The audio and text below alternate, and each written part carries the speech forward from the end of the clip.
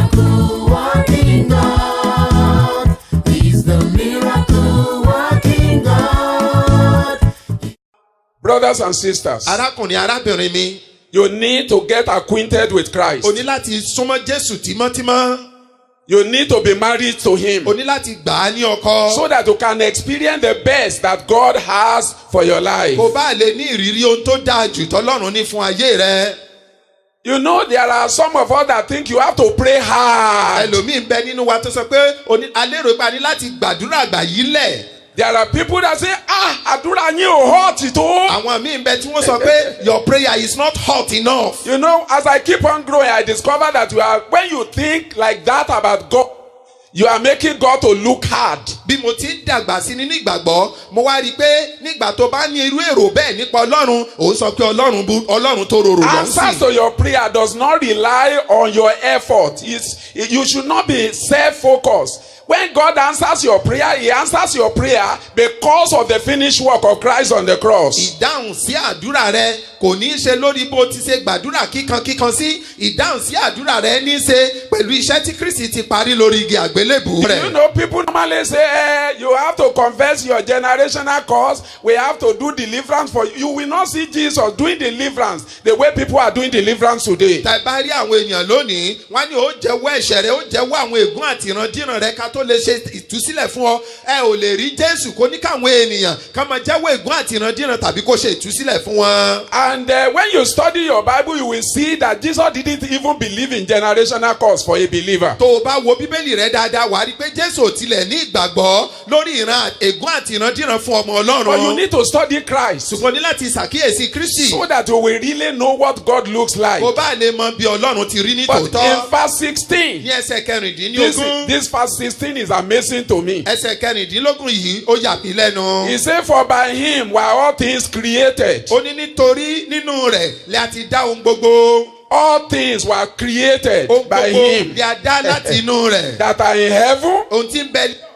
that are on the earth, àti ohun tí ń bẹ ní ayé. visible and invisible, Èyí tí a rí àti èyí tí a kò rí. whether they be thrones Wọ́n bá ìṣe ìtẹ́ or dominions tàbí oyè or tàbí principalities ìjọba or powers, tàbí ọlá. all things, Nípasẹ̀ rẹ̀ all things, ohun gbogbo all things Ohun gbogbo were created lè àti dá nípasẹ̀ by rẹ̀. him Nípasẹ̀ rẹ̀ and for him. àti fún. Put your hands together Ẹ for the pàtẹ́wọ́ Lord ńlá Jesus fún Christ. Jésù olùgbàlà. Now, listen to me very carefully. Wá tẹ́tí sí mi dáadáa. He is the secret of the universe. Òní ṣe àṣírí fún gbogbo àgbáyé. The secret of the universe. Àṣírí fún gbogbo àgbáyé. Everything that you see was created by him Ohun gbogbo tí a ń rí a dá láti ipa rẹ̀. and was created for him. A sì dá fún òun náà. As you are sitting down here tonight, Mo ti jòkó síbí ní àṣálẹ́ yìí. you were created for him A dá ọ fún and Jésù. you were created by him. Bẹ́ẹ̀ sì ni òun náà ló dá ọ. Glory be to God in the highest. Ògo ni fún Ọlọ́run lókè I want you ọ̀run. to imagine this unusual personality. Mo fẹ́ kó ṣàkíyèsí ẹ̀dá tí a ò lè fojú For you ronú to àbí be ronú rẹ̀. married to him. Kó gbà á gẹ́gẹ́ bí ọkọ. You see, Jesus, what the Bible is saying is here is that Jesus is the king of the universe. Ohun tí Bíbélì ń sọ fún wa níbí ni pé Jésù òní ṣe ọba gbogbo àgbálá Can you ayé. imagine for you to be married to the king of the universe? Ìwọ náà wò ó wò kó ṣe pé ọba gbogbo àgbálá ayé òní ó ń ṣe ọkọ fún ọ. Who made everything? Ẹni tó dá ohun gbogbo. Who created heaven Ẹni tó dá ọ̀run. with all the angels that are there? Àtàwọn áńgẹ́lì tó ń bẹ nínú All rẹ̀. the great galaxies, Gbogbo àwọn òfurufú. the moon, the stars. Òṣùpá àti He oòrùn. created everything on the earth. Ó dá ohun gbogbo tó ń bẹ lórí ilẹ̀ All the ayé. animals, Gbogbo- all the fruit that we are eating. Gbogbo àwọn ẹranko àti àwọn ohun ọ̀gbìn tá They a were jẹ. created by him and they were for him. A dá fún òun sì ni ó dá Now wọn. listen to me very Wá carefully. tẹ́tí sí mi dáadáa. When you flow with Christ, Ìgbà tó bá bá Jésù rìn pọ̀. the whole universe will flow with you. Ìgbà náà gbogbo àgbálá ayé yóò tò mọ́ ọ. All things will work together for your good because of your relationship with Christ. Ohun gbogbo yóò máa ṣiṣẹ́ pọ̀ fún rere rẹ nítorí pé o bá Jésù rìn It is papọ̀. an awesome thing to be married to Ohun Christ.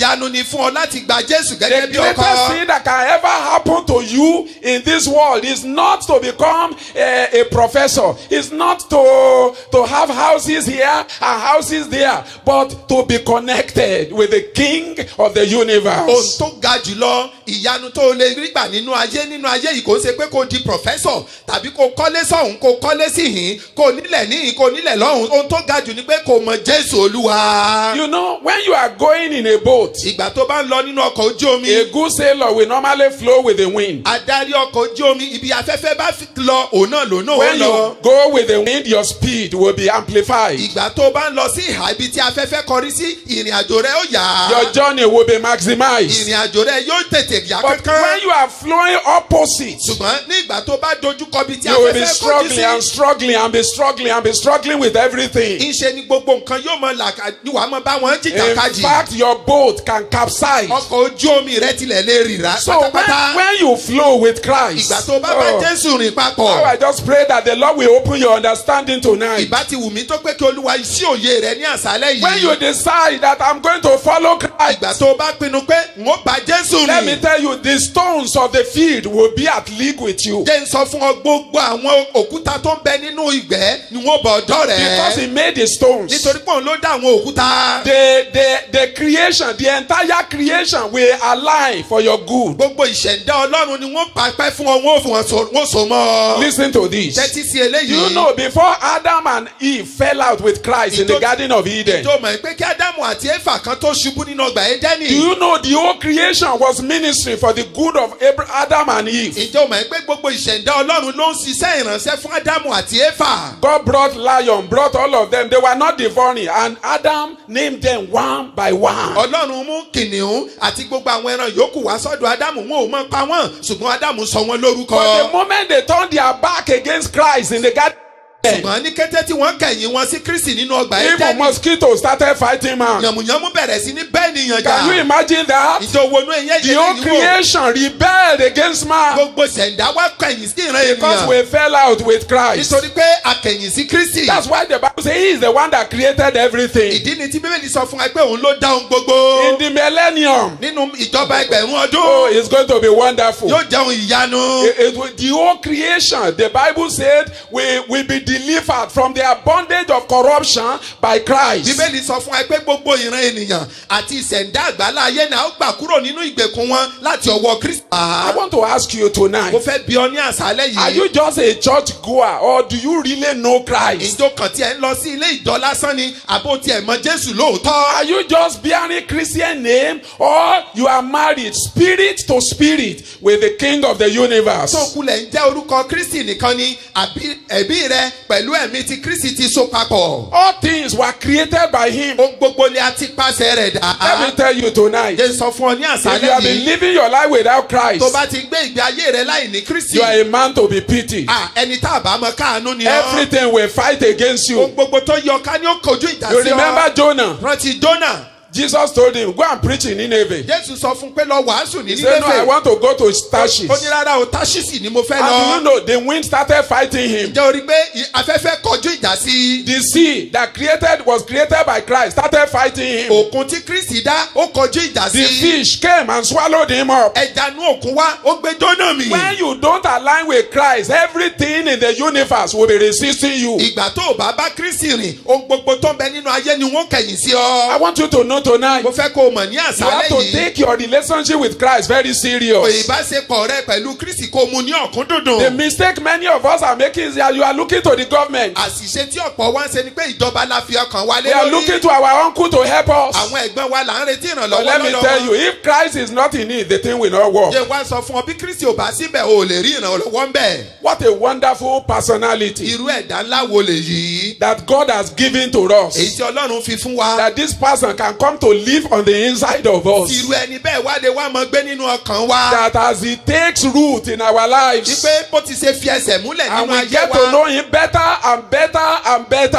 Tá a sì ń mọ̀ síwájú àti our síwájú life sí. is changed from glory unto glory. Ìgbé ayé wa ń yí padà láti inú ògo kan sí ògo There mìíràn. are some testimonies. If I tell you that we in our family we experience as a result of our relationship with Christ, some of you will think irọ́ ni ọ́, irọ́ ló ń pa. Àwọn ẹ̀rí mi wà tó tó ṣe pé tí n bá sọ fún ọ wípé à ń ní ìrírí rẹ̀ nítorí ìbáṣepọ̀ wa pẹ̀lú Kristi, many of us we think we are telling lies. We are missing out on life because we refuse to partner with Christ. ó ń sọ mùdùnmúdùn ayé nù nítorí pé ó kọ̀ láti bá Jésù dọ́rẹ̀ẹ́. If you are not experiencing miracle as a child of God every day in your life, you are living a superficial life. tó o bá mọ ní ìrírí Kristi nínú ayé rẹ lójoojúmọ́, ó túmọ̀ sí pé ìgbé ayé tó ń gbé orí ewé ló wà. All things in the universe were created by him. ohun gbogbo tó ń bẹ nínú ayé láti ipasẹ̀ rẹ̀ And they were dá. created for him. a sì dá fún. You were created for God. ìwọ gan a dá ọ fún Ọlọ́run For Christ. fún Kristi. Your marriage is for him. ìgbéyàwó rẹ fún Kristi Your ni. money is for him. owó rẹ fún Kristi Your ni. life is for him. ayé rẹ fún Kristi ni. Your profession is for him. iṣẹ́ ọwọ́ rẹ fún Kristi ni. Everything about you is for him. ohun gbogbo tí tó jẹ́ tìrẹ He ni. created your eyes for him. ó dá ojú rẹ fún ìlò He rẹ̀. gave you 2 legs for him. ó fún ọ ní ẹsẹ̀ méjì fún ìlò rẹ̀. You say, I can live my life as I like. kí wàá lọ wá fi lérò pé o lè gbé ayé mi bó ti wù mí. I can live my life as I o lè like. gbé ayé mi bó ti ṣe wù And mí. when you determine like that, you fall into the trap of the tó devil. bá wá hurú ìwà bẹ́ẹ̀ wá bọ́ sí pàkúté èṣù. So tonight, ní àṣálẹ́ yìí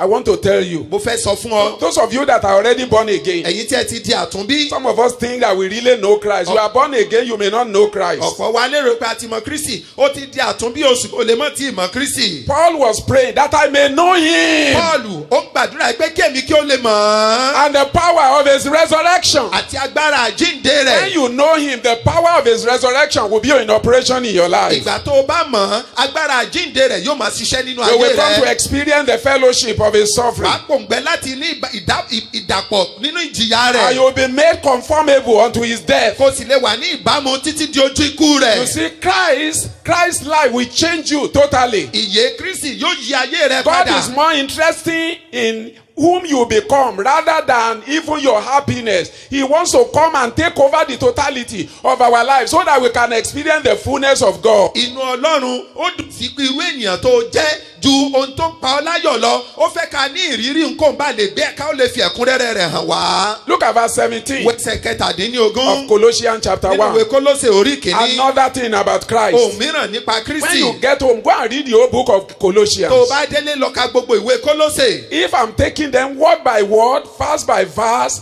look, it will take us more than two years to devour the book of Colossians. It's awesome. tí n bá mú ìwé Kólósè kí n mọ ṣàlàyé rẹ̀ ní ẹsẹẹsẹ ní ọ̀rọ̀ kọ̀ọ̀kan yóò gbà wá tó bí ọdún méjì láti lè yẹ̀ ẹ́ wò Look at verse tán. 17. wẹ́sẹ̀ And he kẹtàdínlógún. is before all things. òun sì wà ṣáájú ohun gbogbo. He is before all things. ó wà ṣáájú ohun Before gbogbo. Jesus came here in the flesh, he has been existing. kí Jésù kó tó wá sí yìí nínú àwòrán ènìyàn ó ti wà ṣáájú Jesus àsìkò náà. told the Israelites, Jésù sọ fún àwọn ọmọ Ísírẹ́lì. he said, your father Abraham rejoiced to see my days. ó ní bàbá yín Ábúráhámù òun yọ̀ láti rí ọjọ́ mi.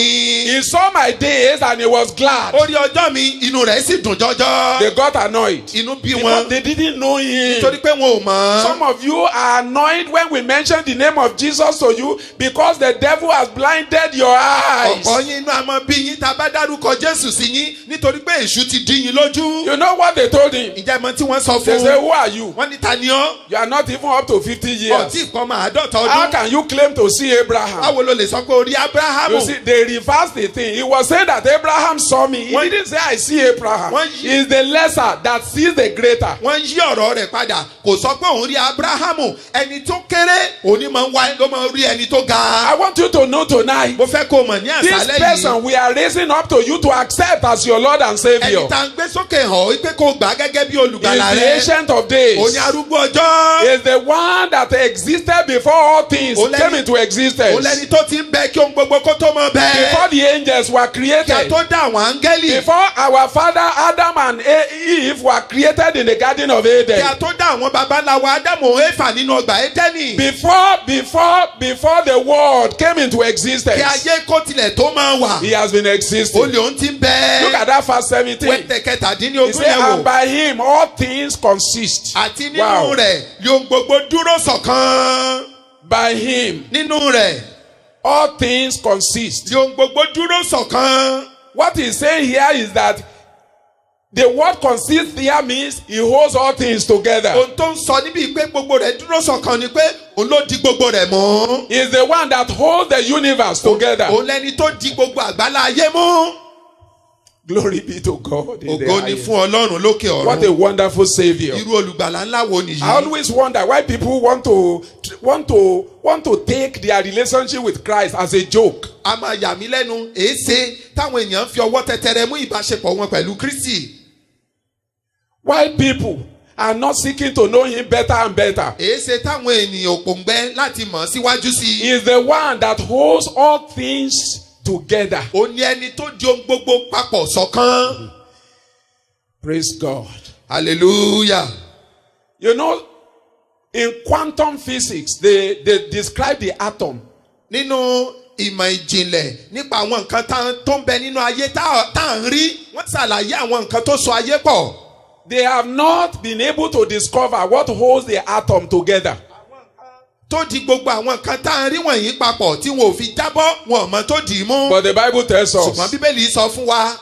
you know, the universe is made up of 3 things. ohun mẹ́ta According to scientists. gẹ́gẹ́ bí àwọn onímọ̀ ìjìnlẹ̀ ti sọ ohun mẹ́ta òun ló sa ayé ní ohun tí a ń pè láyé. One, you have matter. èyí àkọ́kọ́ ó ní àwọn nǹkan tí a fọwọ́ mú. Number 2, space. èyí èkejì ó ní òfurufú. Number 3 is time. ẹlẹ́kẹta ó ní ìgbà. When you look at Jesus, tẹ́ bá wá wo you Jésù will discover he controlled the 3 ẹ rí things. pé àwọn nǹkan mẹ́tẹ̀ẹ̀ta wọ̀nyí ló ń ṣe àkóso rẹ̀. When you talk of matter, tẹ́ bá sọ̀rọ̀ àwọn nǹkan tá a rí dìmú. you see bread is made up of matter. búrẹ́dì wa a rí pé ohun tá a lè rí dìmú He ni. multiplied it supernaturally. lọ́nà ìyanu ó so oúnjẹ wọ̀nyí di púpọ̀. It is amazing. ọlọ́run ìyanu ni. People had the earth and it was left over. That's how God always answers prayers. àwọn ènìyàn jẹ àjẹyó àti àjẹsẹ́kù bí ọlọ́run ti ṣe máa ń dáhùn àdúrà nìyẹn. He worked on matter and he controlled matter. Let me tell you, that tells you that he is the one that holds things together, everything together. ó rìn lórí àwọn nǹkan tí a rí ó sì ṣàkóso lórí wọn. eléyìí sọ fún wa pé gbogbo ń tàn rí yìí Jésù ló ń ṣe When àkóso you rẹ̀. now think of time, ní ìgbà tẹ́ bá sọ̀rọ̀ you ìgbà will see how Jesus did it. ẹ ó rí bí Jésù ti ṣe When he ṣe. provided wine at the Cana of Galilee, ìgbà tó pèsè wáìnì ní Kánà ti Gálílì it should have taken many years to produce wine. kò bá ti gbà wọ́n ní ọ̀pọ̀lọpọ̀ ọdún kí wọ́n tó lè rí wáìnì. Many years ọ̀pọ̀lọpọ̀ ọdún ni ìbá to gbà wọ́n. produce a very good wine. You know, you have to hold the ground, you have to plant,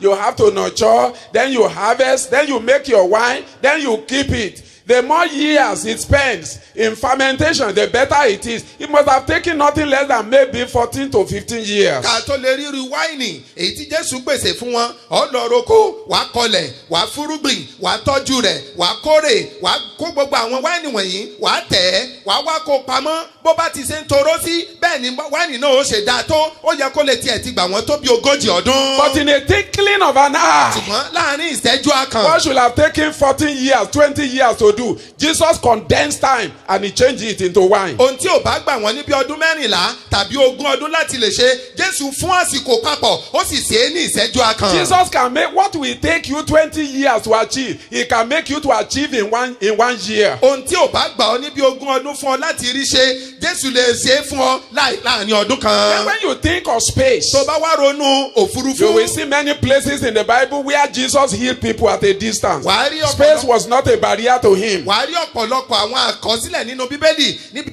Jésù ti ṣe ìwòsàn fún ọ̀pọ̀lọpọ̀ àwọn ènìyàn ìgbà àti àlàfo kò ń ṣe ìdíwọ́ How can fún. I describe to you the awesomeness of this personality? báwo ni ìbá ti ṣe wá ṣàlàyé ẹni ńláńlá tá à ń sọ̀rọ̀ rẹ̀ That yìí. when you align with him, heaven will respond to you. wípé nígbà tó o bá gbà fún ọ̀run yóò bu ọlá fún Things ọ. visible and invisible will work for your good. ohun tí a rí àtàwọn nǹkan tí a kò rí wọ́n ṣiṣẹ́ pọ̀ fún ire rẹ. I want you to know he's only a crazy man that can see Christ and not rush for him. mo fẹ́ kó o mọ̀ pé akídanidání ẹ̀dá òní ò gbọ́ ọ̀rọ̀ Kristi tí ò ní sáré lọ bá. And this is what the devil is fighting. ohun tí èṣù wá ń jà fún ọ He nìyí. doesn't want people to know kò Christ. fẹ́ káwọn ènìyàn ó mọ Kristi. Because if they come to know Christ, torí pé tí wọ́n bá yẹ mọ he Kristi. knows that he is overthrown. ó mọ̀ pé ìjọba òun ti That dojúkọ. his kingdom is finished. pé ìjọba òun ti dojúrú. So here we see nítorí náà a rí níhìn. that in him, nínú rẹ̀ that he is the one that holds all things together. òun ni ẹni tó di ohun gbogbo dúró ṣọ̀kan. He holds your spirit and soul together. ẹ̀mí Body. rẹ